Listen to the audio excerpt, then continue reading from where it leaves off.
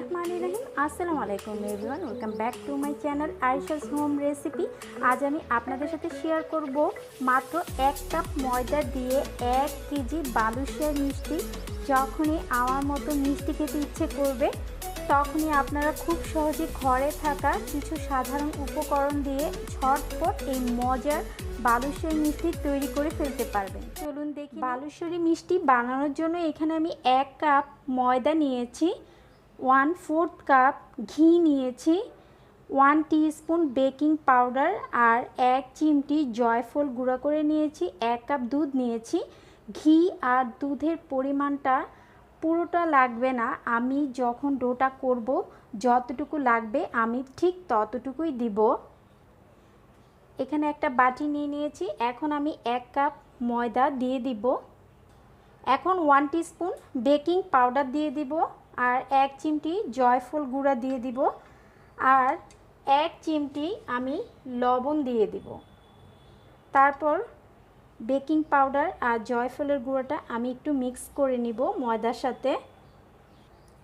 Mix করা শেষ। এখন আমি ঘি দিয়ে দিব। একবারে পুরোটা ঘি আমি দিব না, প্রথমে আমি একটু ঘি দিব, তারপর এটা মিক্স করে নিব। আর অবশ্যই আপনারা এই বালুশাহী মিষ্টি বানানোর সময় চেষ্টা করবেন ঘি দিয়ে। সয়াবিন তেল দিলে কিন্তু টেস্টটা ভালো আসে না, আর ঘি দিলে কিন্তু মিষ্টির টেস্টটা অনেক ভালো আসে, তাই চেষ্টা করবেন ঘি দেওয়ার। আর এই ঘিটা কিন্তু আমার হোমমেড, এটা আমার চ্যানেলে আছে, এর লিঙ্কটাও আমি ডেসক্রিপশন বক্সে দিয়ে দিব, আপনারা চাইলে সেখান থেকেও দেখে নিতে পারেন। আর প্রথমে আমি ঘিটা খুব ভালোভাবে ময়দার সাথে এভাবে ডোলে ডোলে মিক্স করে নিতে হবে। তারপর আমি আবার ঘি দিব, দিয়ে তারপর এভাবে আবার একটু ময়দার সাথে খুব ভালোভাবে ডোলে ডোলে মিক্স করে নিতে হবে। বাকি যে ঘিটা আছে আমি সেটাও দিয়ে দিব।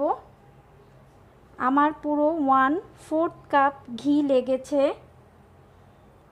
খুব ভালোভাবে আমি ময়দার সাথে ঘি মিক্স করে নিয়েছি। এটা অনেকটা ব্রেড ক্রাম্পের মতো হয়ে এসেছে। আর আপনারা বুঝবেন কিভাবে ঘি ময়দার সাথে খুব ভালোভাবে মিক্স। যখন ময়দাটা আমি এভাবে নিব, এটা একটা বলের মতো হচ্ছে, আর যখনই চাপ দিব এটা ভেঙে একদম গুঁড়ো গুঁড়ো হয়ে যাচ্ছে আগের মতো, তখনই বুঝতে হবে আপনার ময়দাটা কিন্তু একদম পারফেক্টভাবে মিক্স করা হয়ে গিয়েছে। এখন আমি লিকুইড দুধ দিব, আর এই দুধটা কিন্তু নর্মাল ফ্রিজে ছিল।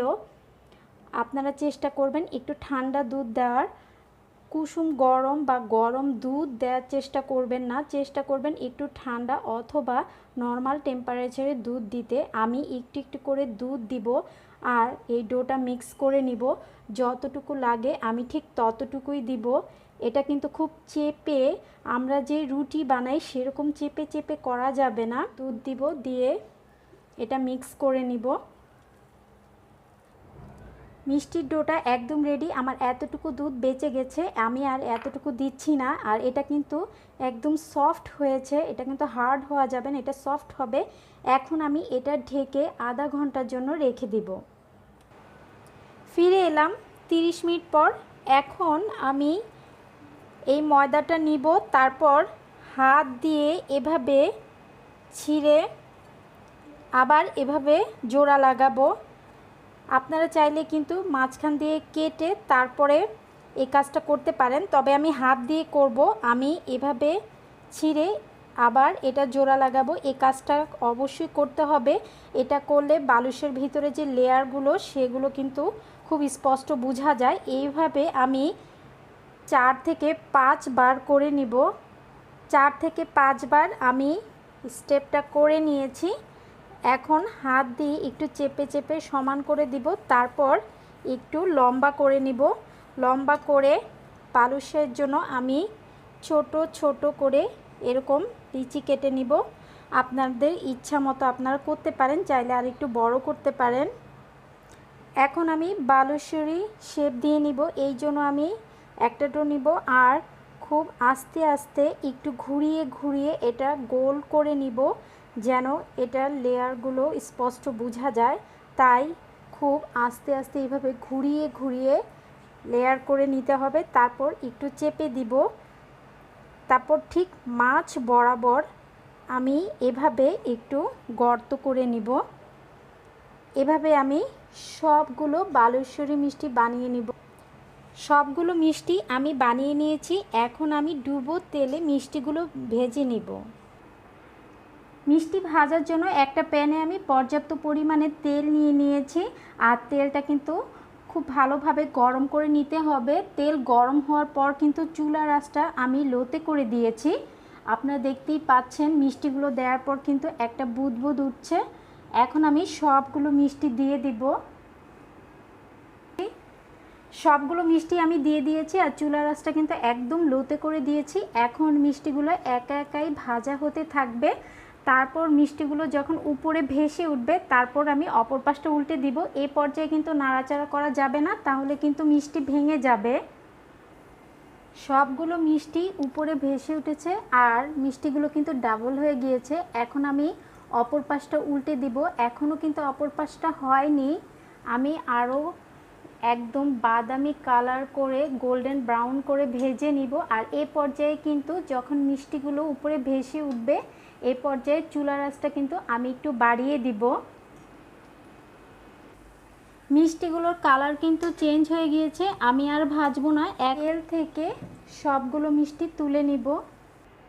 মিষ্টির জন্য এখন আমি শিরা করে নিব। শিরা করার জন্য এখানে আমি 1 কাপ চিনি নিয়েছি, চিনিটা দিয়ে দিব। আর 1 কাপ চিনির জন্য আমি 1.5 কাপ পানি দিয়ে দিব। চুলার আঁচটা মিডিয়ামে রেখে চিনি আর পানিটা আমি মিক্স করে নিব।